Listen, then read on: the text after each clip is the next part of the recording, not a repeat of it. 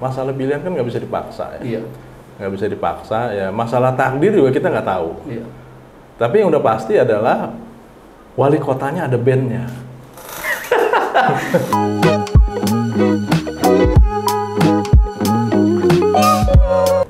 Halo Sobat WK, Sobat Tribun Tangerang dimanapun berada.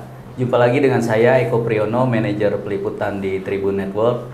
Kali ini kita bersama Bang Rama, Bang Rohama Ben. Beliau merupakan calon wali kota Tangsel di Pilkada November 2024 mendatang ya Bang. Siap. Berpasangan dengan Dr. Sinta. Dr. Sinta. Nah Bang, boleh yang paling menggelitik dulu nih buat saya ini. Iya. Ngapain sih Bang capek-capek lawan petahana Bang? Gitu Bang kira-kira. Situ yang capek, saya nggak capek. Apa nih Bang motivasinya, maksudnya? Ya kalau ikut aja kan sebetulnya ya sudah gitu ya. Tapi ini apa? Ya sebenarnya kan begini ya, cerita awalnya itu kan PKS tuh nggak bisa maju tanpa koalisi ya. Iya betul. Dan alhamdulillah setelah keputusan MK itu PKS sebenarnya suaranya gede di Tangsel. Betul. 9 kursi ya. 9 kursi itu tinggal 1 kursi lagi bisa nyalonin. Betul. Jadi karena awalnya nggak bisa nyalonin maka koalisi. Nah, koalisi itu ternyata kan kader PKS nggak ada di situ. Iya. Ya, padahal kan Gerindra cuma 6 kursi ya. Iya. Semuanya dari Gerindra. Nah akhirnya awalnya PKS ikut mencalonkan Ariza dan Marcel gitu ya? Kira-kira awalnya begitu karena ada kesepakatan koalisi payung di Banten ya. Siap. Nah setelah itu keputusan MK, ya kan? Keputusan MK itu wah leluasa banget, hampir semua partai itu sebenarnya. Jadi kalau partai itu mendirikan partai dan punya kursi dan memenuhi kuota 6,5% sampai 7,5% gitu, 7,5%, maka sudah sewajarnya ya sebenarnya orang punya partai politik ya dia harus ngambil posisi eksekutif. Karena otonomi daerah itu sangat memberikan ruang kepada siapapun pemimpinnya untuk bantuin warganya, majuin kotanya gitu. Jadi PKS ini melihat peluang itu. Ya, kita udah lama banget pengen majuin PKS jadi calon wali kota. Cuma harus koalisi terus. Dan nggak mudah membangun koalisi itu ya. Dan ini peluang emas bagi PKS dan alhamdulillah DPP PKS memutuskan. Nah, karena last minute mungkin dicari orangnya kali kan. Siapa nih orangnya gitu kan. Ya, PKS banyak kader yang potensial cuma nggak semuanya mau dan siap ya. Nah, saya mungkin karena pernah ya dicalonkan sebelumnya jadi calon wakil wali kota 2020 saya udah pernah muter lah se-Tangsel, sudah bisa menyerap lah aspirasi warga Tangsel ya. Yang saya lihat juga kayaknya nggak banyak berbeda jauh ya perkembangan Tangsel dari 2020 sampai sekarang gitu. Maka putuslah keputusan itu meminta saya maju kira-kira gitu. Nah saya melihat ya karena nggak ada lagi yang lain gitu kan, nggak ada yang dimajukan, saya dimajukan. Ini peluang. Ya, apapun sekecil apapun gitu ya bagi PKS dan bagi saya sendiri ini peluang untuk bantuin warga Tangsel gitu, untuk membangun Tangsel lebih baik lagi. Kecuali Tangsel udah beres ya gitu, nah Tangsel ini belum beres gitu.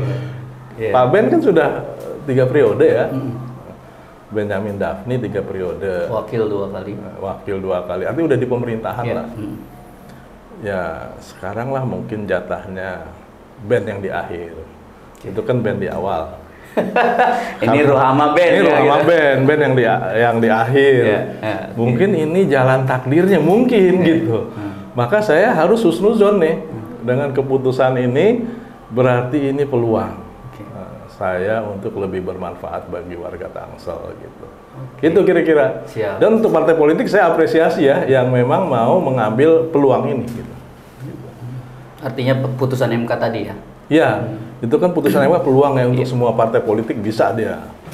Dan demokrasi Tangsel jadi sehat. Coba bayangin kalau nggak ada perlawanan, nggak ada yang memberikan opsi pilihan, berarti cuma warganya lawan cuma itu kotak aja. kosong berarti kan. Oke. Masa sih nggak ada opsi gitu kan? Kita memberikan opsi yang lebih baik, kira-kira gitu. Bang, boleh dikenalin dulu nih, Bang Rama nih kan pernah anggota DPRD juga ya Bang, Ya, wakil ketua Ketua Dewan. Kemudian boleh dikenalin Ibu Sinta nih, backgroundnya. Ya. Jadi, Abang dulu deh. Saya ini lahir besar di Tangsel ya. Iya. Alhamdulillah saya dapat pendidikan juga dari Pak Habibie ya, beasiswa ke Belanda, 9 tahun di Belanda. Ya sedikit banyak ada referensi lah ya, bagaimana kota yang bagus itu ya.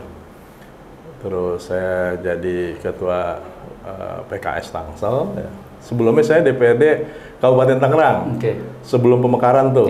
Sehingga waktu mekar kita pindah ke Tangsel, PKS nomor 2, saya jadi wakil ketua DPRD 2009-2010 ya.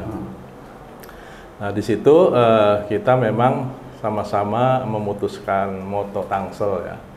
Saya koordinator pansusnya, moto Tangsel cerdas, modern, religius. Udah disepakati sampai sekarang. Ya. Nah sekarang saya ditemani oleh Dr. Sinta. Memang perempuan di Tangsel juga mayoritas. Ya, jadi perlulah ada sentuhan perempuan ya kan. Dokter Sinta ini dokter yang sangat peduli ya. Dia kalau ada warga susah masuk sekolah, dia advokasi sama dia tuh. Ada teman-teman yang sakit, segera dia kirim obat. Itu, jadi kepedulian itu menjadi modal dasar untuk membantu warga Tangsel ya. Beliau kader juga kan? Beliau tuh anggota DPRD dari PKS periode yang lalu ya. Jadi ini kombinasi yang melengkapi ya. Jadi ada laki, ada perempuan, ada surga, ada neraka, ada siang malam, pakai dua itu. Jadi semuanya itu memang berpasang-pasangan dua ya. Kebetulan namanya juga bisa ketemu nih. Nama saya Rama Ruhama Ben. Ternyata ketemunya Dokter Sinta ya. Udah ketemu biar warga mudah lah ngapalnya ya. Dan beliau ini bestinya istri saya. Jadi kita sudah saling mengenal ya. Jadi ya alhamdulillah ya. Jadi kita bisa cepat konsolidasi, sinergi dan sama-sama niat kita untuk bantuin warga Tangsel. Itu kira-kira Bang. Soal warna Bang, ini gejreng bener nih warna. Kenapa ini pilihannya gitu?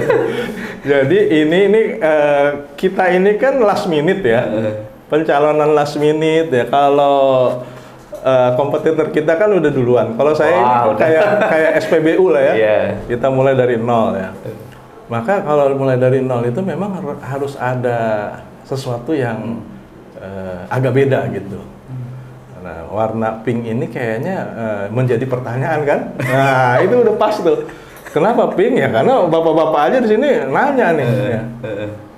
Jadi itu memang untuk daya tarik, contrasting ya. Kita nggak mau yang biasa-biasa aja ya. Kita mau dengan kreativitas kita menyelesaikan masalah lama dengan cara baru gitu. Jadi ini warna pink ini warna anak muda banget lah ya. Jadi hasil riset itu warna yang disukai Gen Z dan milenial di 2024 ini pink. Boleh di search ya. Oke. Sementara warga Tangsel itu pemilih Tangsel mayoritas Gen Z. Jadi Gen Z dan wanita ini kayaknya nggak keberatan dengan warna ini. Dan ini memang untuk menyasar mereka kira-kira. Jadi kita ingin membuka komunikasi dan melibatkan anak-anak muda dan wanita untuk ikut serta membangun Tangsel kira-kira gitu. Bang, soal cara yang beda juga nih. Berapa titik saya tadi ketemu ya perjalanan ke sini itu Bang Rama dan Ibu Sinta ini di bawah atau di atasnya itu pas Pak Andra dan Pak Dijati. Padahal kan secara partai kan nggak ketemu. Gerindranya dukung pasangan sebelah gitu. Nah, kenapa pakai metode itu atau perlu izin atau gimana sih Bang itu? Jadi yang pertama nih politik tuh jangan serius-serius banget ya. Politik tuh nggak ada kayak matematik ya. Jadi dia bukan sesuatu yang 1+1=2 gitu. Coba bayangin aja Pak Andra Gerindra ya kan? Pak Ben Gerindra. Iya, tapi tandemnya kita. Makanya, kok ini makanya apaan sih gitu loh. Jadi salah satunya memang keputusan PKS di Provinsi Banten ya, itu mendukung Andra Soni Dimyati. Sementara di Tangsel PKS kan Ramasinta. Maka tandem kita untuk provinsi Andra Soni Dimyati. Gitu. Ya, supaya sekali jalan mengenalinnya ya dipasanglah double begitu. Karena nomornya juga sama kan. Jadi masyarakat nggak usah bingung gitu. Pilih nomor 2 yang provinsi maupun yang kota. Menarik gitu. Nih. Bang, kita ke persoalan Bang. Tadi Abang bilang pemilih di Tangsel kebanyakan Gen Z ya. Data BPS tuh malah nyebut hampir 10 juta ya. 9, nggak nyampe 10 juta, penduduknya kan nggak nyampe 10 Indonesia, juta. Maksudnya. Indonesia. Ya. Data BPS menyebut 9 juta Gen Z ini sedang tidak menempuh pendidikan, sedang tidak menimba ilmu, pelatihan apapun. Nah, cara Abang tadi gimana untuk menyelesaikan lapangan pekerjaan Bang? Kan Tangsel Abang lihat lah ya, secara geografis, topografinya ya begitu aja, nggak ada yang kekayaan alam atau gimana yang mau dieksplor. Nah, caranya gimana Bang? Jadi yang pertama ini APBD Tangsel itu kan sudah sekitar 4,5 triliun ya. Cuma yang perlu digarisbawahi itu bukan APBD aja, tapi PDRB ya. PDRB Tangsel itu uang yang beredar di Tangsel itu ternyata berlipat dari APBD, itu hampir 90-100 triliun kemungkinannya berfluktuasi ya. Itu artinya ekonomi yang berputar di Tangsel itu luar biasa. Ya, uang yang berputar itu luar biasa. Jadi APBD itu sebenarnya harus menjadi stimulus ya. Stimulus untuk semua dilibatkan nih. Masyarakat ya, sektor usaha, sektor real ya harus diajak bersama-sama. Cuma untuk melibatkan mereka ini kitanya harus siap. Pemerintahnya harus kompeten, trustful ya, bisa dipercaya ya. Aturan main ditegakkan dan terus nggak tebang pilih ya, dan seterusnya harus adil. Nah, ini harus ditumbuhkan tuh. Nah, terkait anak muda ya, saya ini termasuk yang dapat rezeki ya, sekolah ini dimudahkan ya. S1, S2 di Belanda ya? Saya sebelumnya di STAN sebenarnya. STAN ya, terus di psikologi UI ya. Cuma nggak saya terusin karena saya dapat beasiswa Pak Habibie untuk sekolah di teknik penerbangan di Belanda. Ya. Jadi S1, S2 saya di Belanda. Itu kan semua sangat menguntungkan ya, diuntungkan kita ya sebagai warga negara ya, ada beasiswa kayak begitu gitu. Maka salah satu yang saya pikirkan juga, Tangsel ini kita pengen banget ya anak-anak muda Tangsel ini kita bantuin tuh. Ya yang pinter-pinter harus sekolah terus ya. Jangan sampai dia udah lulus SMA mau masuk perguruan tinggi orang tuanya nggak mampu. UKT-nya aja sekarang untuk negeri aja udah 20-40 juta ya kan. Gimana dia mau sekolah kalau orang tuanya nggak mampu gitu kan? Yang ada nanti malah pengangguran yang nggak produktif gitu. Nah, kita pingin kasih solusi juga tuh untuk anak-anak muda gini ya. Juga kita ingin di pendidikan itu yang mengarah kepada langsung produktif. Ya, maka kita sebut juga kita ingin melahirkan 1000 ahli coding ya. Karena besok ini digitalisasi itu menjadi sesuatu yang sangat dibutuhkan. Ya. Go digital, pelayanan kita juga nanti go digital, tapi go digital yang sebenar-benarnya gitu. Jangan sampai go digital online ya, semuanya layanan online tapi tetap macet, bandwidth-nya, tetap harus fotokopi dan seterusnya. Kita nggak mau gitu ya. Maka kita butuh tenaga-tenaga yang ahli di bidangnya. Juga kita sekarang cyber security kita udah mulai terancam gitu. Maka kita butuh anak-anak muda ini yang concern di situ ya, go digital ini disiapkan. Kita tempelkan nanti anak-anak muda itu ke RT dan RW untuk melakukan pendataan secara digital. Karena yang mengerti warga kita tuh Pak RT dan Pak RW. Ya. Jadi dia data itu harus diverifikasi oleh mereka gitu. Cuma biasanya nggak semuanya agak tanda kutip ya, ada kesulitan kadang-kadang tuh. Maka anak-anak muda ini kita siapkan untuk bantu-bantu kayak gitu ya. Jadi imbal baliknya kita kasih beasiswa, dia juga bantuin gitu. Oh. Jadi anak-anak muda ini kita coba optimalkan ya, sekolahnya sampai benar-benar dapat sekolah yang bisa langsung diaplikasikan. Kalau perlu ke luar negeri, kenapa enggak gitu kan? Ya, kita carikan nanti beasiswanya. Gitu. Terus yang berikutnya, kalau yang terpaksa tanda kutip tidak mau melanjutkan sekolah, dia mau usaha, ya harus kita bantu. Ya.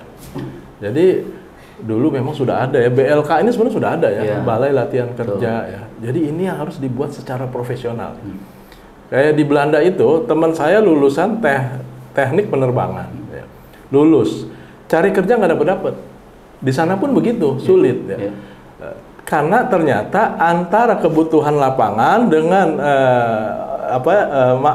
produk yang ada itu tidak nyambung, tidak nyambung. Maka tugas, kalau di sana swasta tuh ada namanya agensi ya, yang menyiapkan Anda apa latar belakangnya. Oh ini saya lihat kebutuhannya adalah ini nggak ketemu nih, maka matchingnya itu dilakukan oleh agensi. Anda mau nggak saya latih? Dilatihlah dia, misalnya harus Microsoft Certificate ya, di training kasih sertifikat, baru disambungin tuh. Karena kita nggak mau juga ya memanggil pengusaha-pengusaha kita, tampung nih anak muda Tangsel, itu harus sebenarnya ya, daripada nyari dari luar susah ya. Tangsel banyak, coba libatkan mereka gitu. Cuma saya nggak mau juga ngelihat abis itu kerja dia nggak perform, etos kerjanya kurang, kapasitasnya nggak memadai, sehingga jadi beban dari perusahaan itu. Kita pastikan dia membantu. Anda butuhnya orang kayak apa? Nah udah kita disiapkan dulu. Bahkan bukan hanya untuk lokal, untuk internasional banyak yang butuh, bukan tenaga TKW itu bukan ya, yang untuk hanya asisten rumah tangga, enggak gitu. Ini profesional ya. Ini kita yang di-upgrade lagi supaya profesional. Di luar sana banyak membutuhkan asal dia punya kemampuan, bahasa Inggrisnya diperhatikan. Di Jepang banyak, Korea banyak gitu ya yang membutuhkan, apalagi Timur Tengah. Tenaga perawatnya itu banyak kan dari Filipina. Nah, kenapa enggak dari kita dilatih gitu ya? Konkretnya Bang gimana? Maksudnya itu kan harus masuk atau apa kerjasama gitu, kurikulum kah sampai segitunya, itu gimana nanti ketika Bang sudah terpilih gitu katakanlah untuk merealisasikan rencana Abang ini? Ya rencana ini kan pertama jadi wali kota dulu ya. Ya. Kalau dari wali kota gampang urusannya tuh. Iya benar. Nggak ada yang susah ya. Jadi sekarang ini juga kan sebenarnya hebat-hebat ya. SDM-nya pinter-pinter, pemerintah kita kan. Wali kotanya bukan orang sembarangan gitu kan. Tapi kan banyak juga masalah yang nggak kelar-kelar gitu kan. Itu bukan karena bisa atau nggak bisa ya. Tapi mau atau nggak mau gitu. Jadi kemauan, goodwill inilah yang perlu. Dan goodwill ini akan muncul dengan leluasa kalau orang itu nggak ada beban, nggak ada beban, nggak ada utang budi sama siapapun gitu. Kira-kira gitu. Berarti Abang mau mengatakan PKS nih nggak tergantung siapa-siapa nih kira-kira. Ya artinya kita bebas lah gitu kan, nggak ada beban apapun kecuali beban nanti ke rakyat yang akan kita bantuin. Ya. Jadi kita utang budinya cuma ke rakyat aja nanti gitu. Dan semuanya ya kita bantuin, bukan hanya PKS ya. Jadi pendukung sebelah juga kalau kita jadi wali kota kita bantuin. Nggak nanya gini, lu kemarin milih siapa? Enggak gitu. Jadi itu karena kalau sudah jadi wali kota ya untuk semua, kira-kira gitu. Nah, kemudian Bang, Tangsel ini kan November ya, nanti mau 16 tahun. November 26 ya? Iya. Abang lahir di sini, Ciputat kira-kira. SD juga di Ciputat Bang ya? Lahir di kasur. Nah, ngelihat perkembangan gimana Bang? Saya juga dari tahun 99 di sini Bang kebetulan. Udah di sini ya? Di Sawah Lama Bang. Oh dekat sama kita ya? Ciputat juga. Jadi ya Abang melihatnya gimana? Maksudnya sebagai sebuah wilayah harusnya mungkin bisa lebih baik ya. Soal kesenjangan mungkin Bang yang kelihatan BSD dan Ciputat kan meme-nya dulu banyak tuh. Abang melihatnya gimana? Iya benar. Jadi Ciputat dulu identik dengan kemacetan. Iya. Ya kan? Ciputat sebelum flyover tuh Bang. Kacau itu. Tapi kalau kita potret sekarang, kira-kira sama apa enggak? Nggak beda jauh sih Bang. Udah lepas itu macet juga Bang. Iya, jadi artinya belum banyak beranjak ya. Iya. Itu sebenarnya Serpong, Iya. Bintaro ya. Dan itu ya kita harus fair ya. Ini jasa pengembang sangat besar membangun Tangsel ya. Untuk wilayah saya sendiri Ciputat ya, saya kan di zaman dulu itu tahun 70-an saya masih mandiin kebo tuh. Di belakang rumah tuh ada kali ya. Kita naik ke kebo kita gosokin gitu kan. Wali seneng anak-anak tuh kan. Sawah tuh masih pada banyak. Sawah banyak di situ, ada setu, setu Kuru dekat UIN kan. Sekarang banjir di tempat saya. Banjir karena sungainya udah nggak ada, setunya udah ketutup. Itu salah satu yang saya sayangkan ya, tempat-tempat begitu tuh harusnya kan dijaga ya. Karena itu sumber kehidupan ya, air itu sumber kehidupan ya. Jadi air mengalir sampai ke setu, setu itu juga bisa tempat hangout ya, tempat ruang terbuka yang harusnya dipelihara. Itu kita nggak bisa sesali ya, udah terjadi ya. Udah terjadi. Nah, cuma saya ngelihat kalau dari sisi fisik kita masih jauh tertinggal ya. Ciputat, termasuk Pamulang dengan Serpong ya, Bintaro. Bintaro juga sebelah sononya BSD juga nah, Bintaro sonoan dikit tuh. Itu juga kita keliling-keliling. Itu yang namanya jalan nggak masuk mobil, abis itu nggak bisa mundur. Ya, jalan kecil ya kan. Kadang-kadang gorong-gorongnya kecil juga, dibongkar lagi, tutup lagi, bongkar lagi, tutup lagi. Nah itu tuh kayak nggak punya master plan ya. Jadi saya merenung ya, apakah pemerintah kita nggak punya master plan drainase daerah ya. Sehingga drainase itu sepertinya fungsinya belum maksimal ya. Kalau menurut saya terlalu kecil, terus juga bagaimana ngawasin air ngalir apa enggak gitu ya, hampir nggak kelihatan. Cuma permasalahan kita ini yang terbesar adalah kalau mau ngebangun itu, kotanya udah dihuni, udah banyak rumah, jadi kalau bebasin tuh perlu effort luar biasa. Tapi tetap harus ada master plan ya, kita ngejalaninnya mungkin secara bertahap ya, nggak bisa langsung selesai. Cuma kita bisa ngelihat progresnya gitu. Kayak misalnya gini, kita ke Parakan mau ke Puspem. Ya. Puspem itu kan ikonnya layanan Tangsel. Harusnya. Ya kan? Itu ibu kotanya lah ya. Ada pusat pemerintahan, pusat layanan. Tapi jalannya, Masya Allah kalau menurut saya ya. Banjir kan Bang? Tidak representatif sebuah kota yang cerdas, modern, religius kalau menurut saya. Gitu. Maka saran saya sih ya, itu diperbaiki lah gitu. Ya harus ada pembebasan lahan, trotoarnya dipakai untuk ramah pejalan kaki ya. Transportasinya jangan sampai macet lah di situ gitu, lancar. Karena orang mau buru-buru nih, mau ketemu wali kota. Tapi kalau macet gitu balik lagi bisa tuh. Dari arah sana, dari arah sini macetnya tuh. Betul. Saya lihat tuh. Ada pasar juga di situ kalau nggak salah, benda itu ya. Iya, benda. Ya kurang tertata lah kalau menurut saya untuk ukuran kota modern ya. Itu sih Bang Eko. Siap. Kemudian Bang, ini PKS mengusung Abang sendirian gitu. Iya. Dalam politik kan segala kemungkinan bisa terjadi ya. Iya. Gimana kalau ada godaan dari sebelah untuk udahlah santai saja? Kan hal itu dimungkinkan Bang. Iya. Abang sendiri gimana? Ya. Kalau santai saya nggak maju. Oke. Kalau pilih santai ya. Iya. Saya kan udah lagi nyaman juga sebenarnya, ya kan? Iya. Saya lagi bareng orang Korea juga buat perusahaan, kita lagi ngebangun juga, kita ada kontrak-kontrak juga di beberapa tempat. Cuma saya izin sama Korea nih. Ini kayaknya jauh lebih banyak manfaatnya kalau jadi wali kota gitu ya. Jadi bagi saya menang kalah itu ya belakangan lah gitu. Yang penting saya berjuang ya. Saya bisa menawarkan sesuatu ke warga Tangsel. Ya. Masalah pilihan kan nggak bisa dipaksa ya. Nggak bisa dipaksa ya. Masalah takdir juga kita nggak tahu. Tapi yang udah pasti adalah wali kotanya ada bandnya. Ya siapapun yang jadi sih. Ya kan? Iya benar. Ya, cuma gantian lah gitu. Nggak bosan apa gitu? Tiga periode ya kan?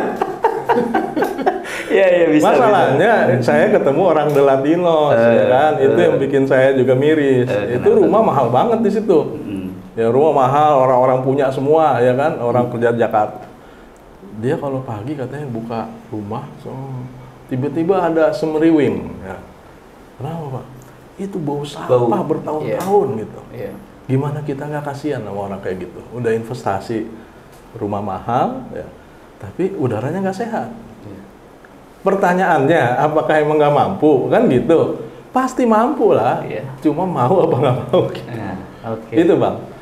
Persoalan-persoalan itu nanti yang akan diselesaikan gitu ya Bang? Insya Allah semua akan selesai gitu. Kemudian Bang, ini udah masuk kampanye. Abang kan nih pasangan apa namanya? Dadakan ya? Iya. Dadakan. Apa aja Bang? Tahu bulat ya. Tahu bulat. Apa aja yang udah dilakukan ketika datang ke warga? Istilahnya apa? Kalau kata Nana, belanja masalah Bang. Itu apa yang udah didapat Bang? Iya, jadi masyarakat kita nih terbagi dua ya. Ada masyarakat komplek, ada masyarakat perkampungan. Perkampungan ini mayoritas ya. Jadi jangan dibilang orang yang kayak di De Latino, di BS ini mayoritas, enggak.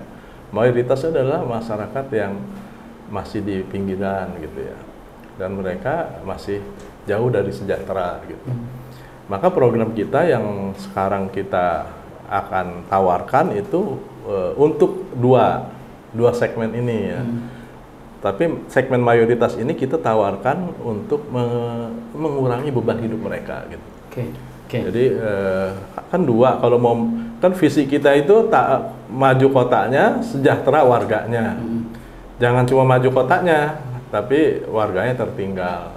Karena ini mirip di Jakarta Bang? Ya memang tugas utama pemerintahan daerah di undang-undang otonomi daerah itu adalah mensejahterakan. Sehingga, ambilnya dari situ ya. Jadi demokrasi itu nggak akan banyak manfaatnya kalau nggak bisa membantu masyarakat jadi lebih sejahtera. Jadi kita yang paling penting adalah untuk masyarakat ini yang 70% ini mengurangi beban hidup mereka. Itu dulu deh, yang paling gampang. Jadi kita punya duit, punya anggaran juga bukan punya wali kota ya, punya mereka. Kita coba arahkan, tapi harus tepat sasaran gitu. Makanya kita balik lagi akan libatkan RT dan RW untuk memperbaiki data kita yang paham, dan harus diupdate misalnya 6 bulan sekali ya. Jangan nunggu sensus BPS. BPS silahkan melakukan, tapi kita sebagai wali kota, sebagai pemimpin daerah ya harus paham betul data ini datangnya bagaimana gitu. Sehingga program bantuan ini akan menyasar tepat sasar. Kita bantuin untuk makannya. Jadi beras ini akan kita bantu beras gratis ya. Sekolah gratis sudah dari dulu, cuma beras gratis. Beras gratis. Ya, untuk yang pakai kartu Tangsel Sejahtera nih. Ya. Jadi nanti ada kartu Tangsel Sejahtera, lebih gampang ya. Yang ada catatannya di situ nama-namanya. Lalu saya tanyakan mereka, sekolah ini ternyata belum gratis tis ya. Jadi masih ada uang buku, ada uang seragam.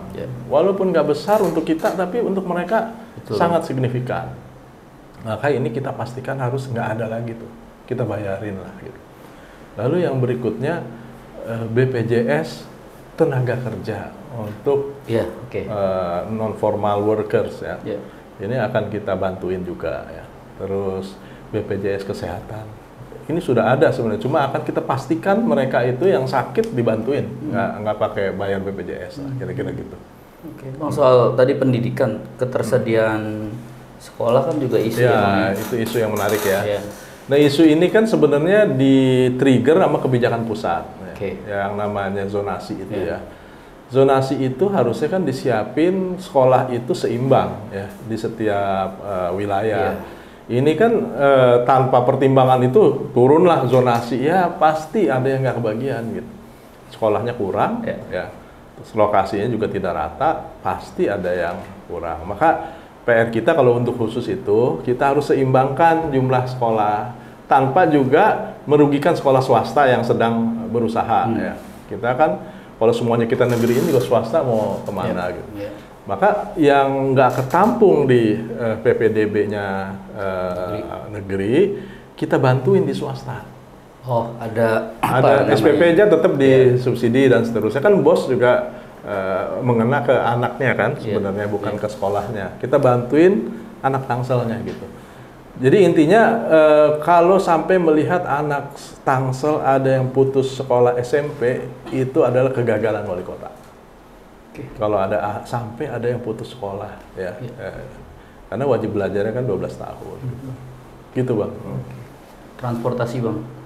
Transportasi ini menjadi isu yang paling mengemuka saat ini. Karena lagi menjelang pilkada banyak jalan diperbaiki ya, yang mungkin bolongnya dikit juga jadi aspal semua, ya bagus itu.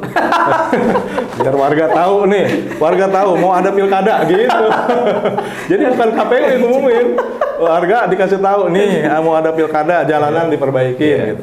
Tapi dengan jalanan perbaiki bareng-bareng dengan got dibongkar-bongkar itu kan bikin macet ya, serentak lagi, ya macet di mana-mana gitu. Jalanan sempit. Jumlah kendaraan nggak dibatasi, ya jelas masalah gitu. Maka yang harus diperjuangkan itu satu ya, public transportasi itu harus ada di kota. Model setiap kota tuh punya masalah karena padat penduduk pasti mobilitasnya akan jadi masalah, sampahnya jadi masalah, resapannya berkurang jadi banjir ya. Maka ini harus benar-benar diantisipasi. Jadi kalau public transportnya nggak dikembangkan, ya akan begini. Kalau public transport nggak dikembangkan, jalan harus dilebarin atau ruas jalan harus ditambah.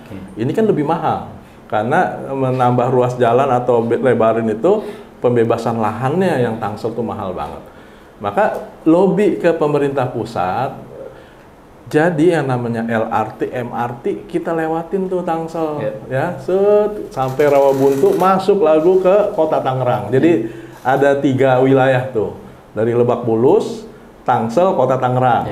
Nah itu harus di lobby ke Prabowo.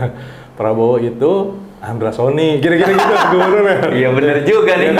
Andra Soni gubernurnya, makanya kita nyantol ke situ supaya apa? Supaya bisik-bisik kita ke provinsi gampang, bisik lagi ke pusat gampang. Maka LRT itu bukan sesuatu yang mustahil, sehingga dia akan meringankan. LRT itu nggak butuh lahan, dia naik di atas ya kan. Bisa di median jalan, bisa di bahu jalan. Dia nggak akan ngubah apapun, nggak banyak lah yang berubah gitu. Tapi dia meringankan beban jalan kita. Gitu. Yang berikutnya kita dorong lah, kita pakai mobil bareng-bareng. Kalau saya di Belanda dulu ya, saya kerja di Fokker di Amsterdam. Saya dari Delft. Kita tuh udah kesadaran kolektif di sana itu. Kalau mau ke kantor, kita ada namanya area pool area. Jadi mobil semua yang punya mobil masuk ke situ tuh. Kita sepakati pakai salah satu mobil aja, gantian. Jadi mobil itu isinya 4, 5 ya kan, kita jalan bareng tuh. Sehingga beban jalannya lebih ringan, lebih hemat, emisinya lebih rendah ya kan, bahan bakarnya lebih hemat, kitanya juga happy gitu. Ada yang bisa tidur kan, yang nyetir nggak setiap hari nyupir dia gitu. Jadi itu ya memang harus ada gerakan-gerakan yang diinisiasi oleh pemerintah kita. Misalnya one day with bicycle. Ya. Kita harus galang ya, orang pemerintahan nih jangan pakai mobil 1 hari, one day no car ya. Jadi apa terserah, apakah dia naik Grab, Gojek atau pakai sepeda listrik ya kan. Cuma kan jalannya harus disiapin. Nah, ini salah satu PR-nya nih. Kalau jalan udah disiapin, kita kebijakan gitu bisa kita dorong ya. Di Belanda itu orang naik sepeda melulu, kemana-mana naik sepeda aja udah. Jadi ringan jalanan gitu. Soal kebijakan Bang, angkot memungkinkan nggak Bang? Yang seperti di Jakarta kan bayar per kilometer ya, Jaklingko. Nah di Tangsel ini gimana?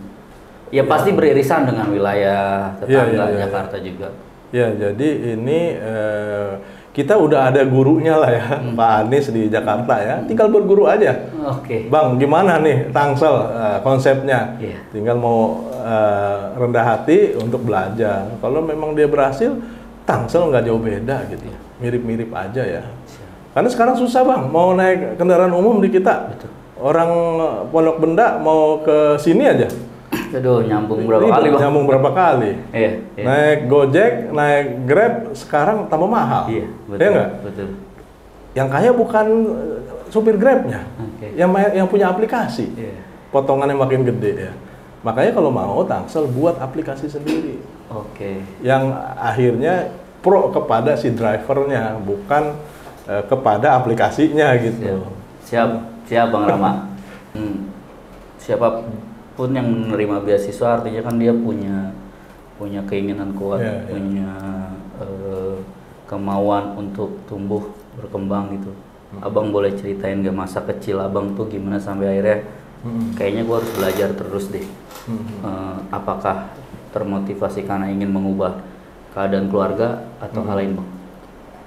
Iya, jadi ya keluarga saya kan keluarga guru ya, dosen, ibu saya guru ngaji ya. Jadi yang diajarin ke saya itu hidup itu jangan mikirin diri sendiri kira-kira gitu. Berarti ibu rumah tangga ya? Ya guru lah, guru ngaji juga ya, guru ngaji. Oke. Guru ngaji non formal ya. Iya.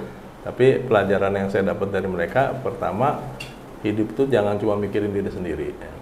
Mikirin orang lain ya karena kalau ajaran Islam kan gitu, khairun nas anfa'uhum linnas, sebaik-baik manusia yang paling banyak manfaatnya. Maka sebelum saya running ini saya tanya ibu saya juga, mah ini maju lagi nih gitu. Kan tahu kita nggak punya apa-apa, kasarnya gitu ya. Untuk ukuran wali kota mah orang memandangnya kan, wih banyak duit nih orang itu. Ibu saya juga tahu saya kondisinya seperti apa. Kata ibu nanya lagi balik, ini kamu yang minta atau bagaimana gitu? Ya masa saya minta jadi wali kota, ngapain gitu ya. Terus ini karena diminta. Kalau diminta ya kamu harus berjuang ya. Ini kesempatan untuk hidup lebih bermanfaat. Karena kalau sekarang hidup begini-begini aja, bantuin orang paling 1-2 orang yang bisa kita bantu ya.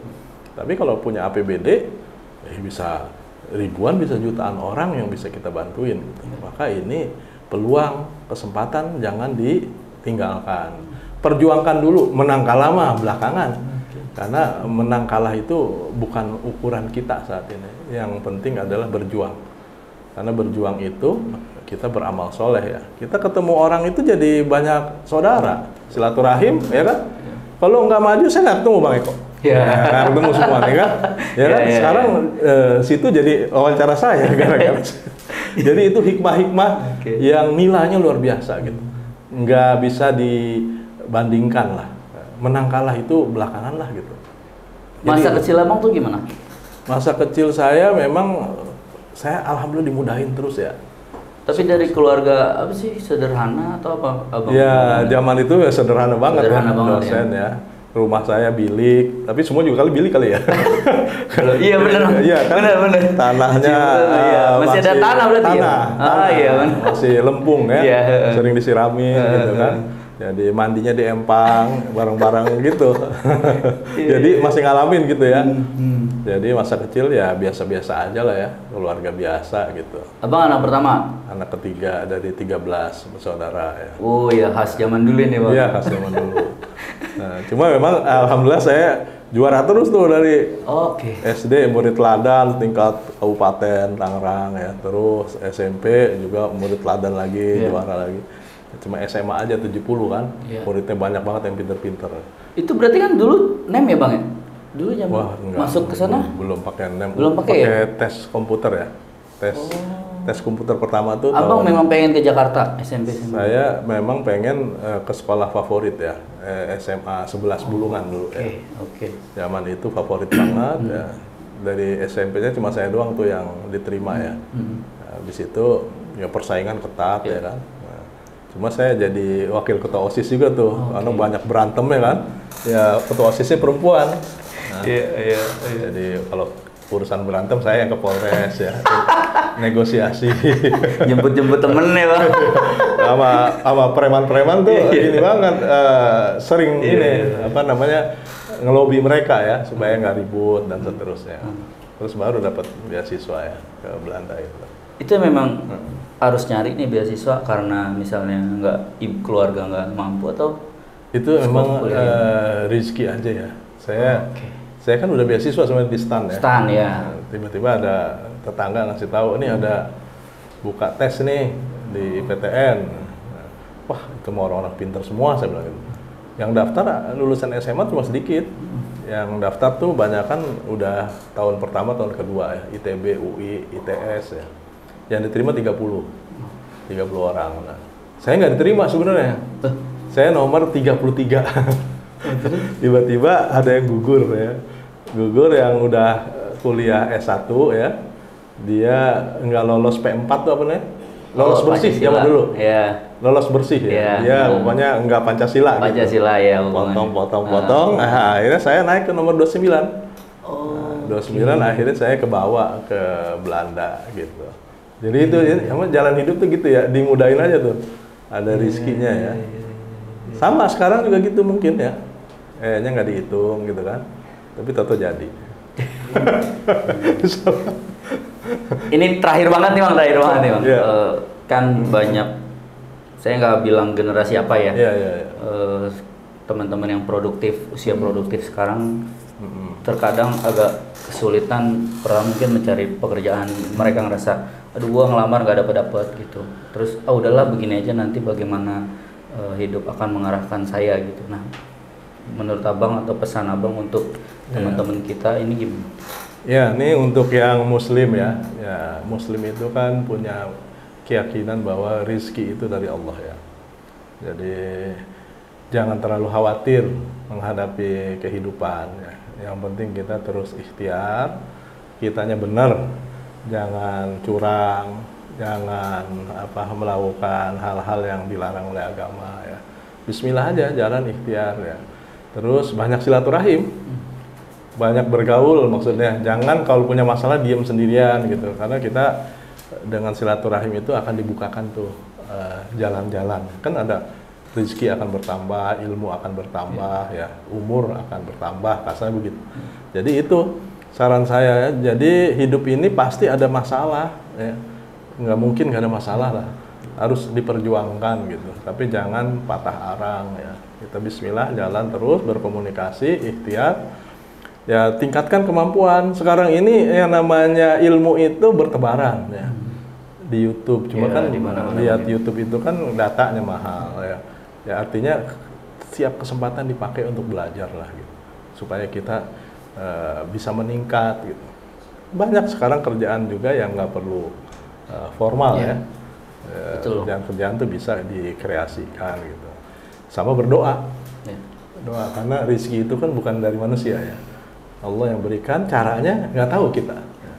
Tiba-tiba dibuka ada jalan. Jadi gitu. Tapi kalau saya jadi wali kota itu menjadi concern ya. Karena wali kota harus bantuin warganya yang model-model begini. Kita fasilitasi ya, kita kolaborasi dengan masyarakat dan pengusaha untuk bantuin. Kalau ada UMKM ya kita bantuin marketingnya, ya brandingnya, packingnya, ya laporan keuangan dan seterusnya lah gitu. Seperti yang sudah ada saat ini, cuma saya melihat perlu ditingkatkan untuk marketingnya. Ya. Ikutin expo loh di Malaysia, di Singapura yang dekat-dekat dulu ya, sampai produk kita bisa membanjiri ASEAN paling nggak gitu.